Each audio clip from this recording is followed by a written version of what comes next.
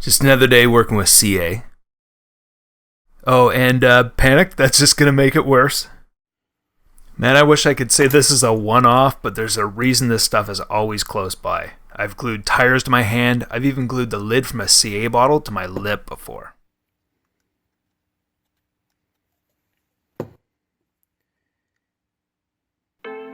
So I'm excited. This will probably be my first ever PSA. Kids, safety first, and always keep a jug of this debonder handy.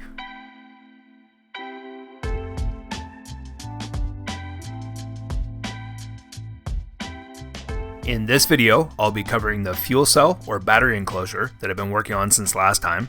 I'll start off with a few pics of the real truck so you guys can see where we're heading. So the goal here is to provide enough space to house a battery pack large enough that the new owner could go out and have a good time with this truck. So today, I'm working with a 1300 milliamp 11 volt LiPo pack from Max Amps. So far, the battery pack drops down into place pretty easy. So I tuck the balance plug behind, pop it down into the enclosure, and then tuck the wires in. I'm just assuming that a good portion of our viewers have previous modeling experience, but if you don't, this was created with styrene plastic. I use simple sheet stock, 4.8mm tube, and this stuff here. Aside from a few extra angles, this is a pretty simple box to build. It's got a piece of this solid stock in the bottom to help carry the weight of the battery. One of the cooler features will probably be the magnetic lid. I'm using mini magnets and they drop down into here. Using these tubes that will help hold the lid in place, it'll keep it true and hopefully make for easier access to the battery. So the holes in the four corners of the fuel cell that receive the mini magnets are just made from 4.8mm tube with 3mm screws glued inside. So this is the basic process I use to cut these tubes down to size, using the magnet and the screw together, and it attaches of course to the X-Acto blade. And you can see that the completed fuel cell is right beside me. So this is just an example of how I did this without a ruler.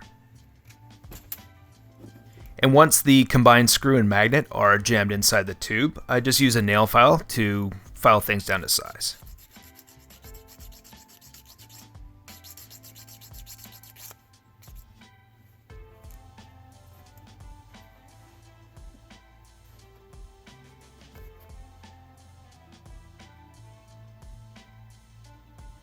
So I'm just dropping in a little CA, and then I follow up by spraying it with Kicker, otherwise known as Instaset.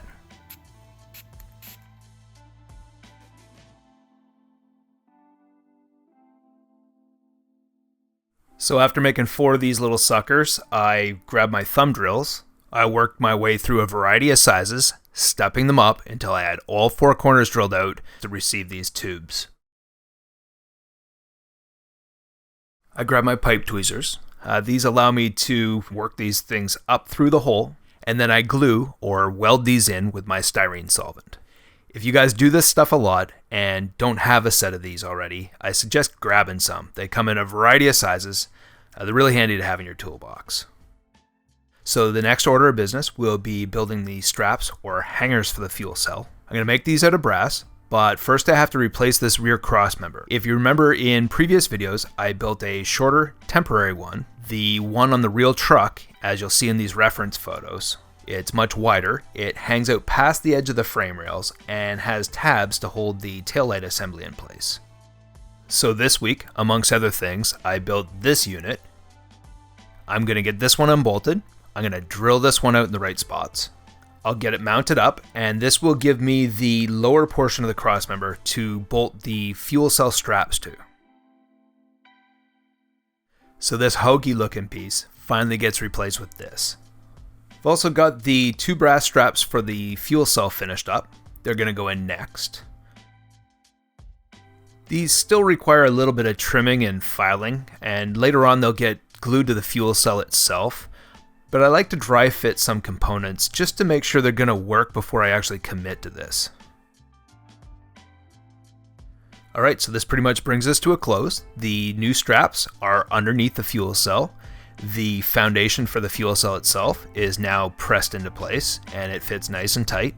And they bolt in almost the exact same spot as the real truck, so I'm quite happy with this so far. So now I've got a solid home for LiPo packs, it drops down into place and the wires tuck in. Next time, I'll be rerouting wires, planning the top cover for the fuel cell itself, doing some of the scale work. Also, work finally begins on the Scale LS.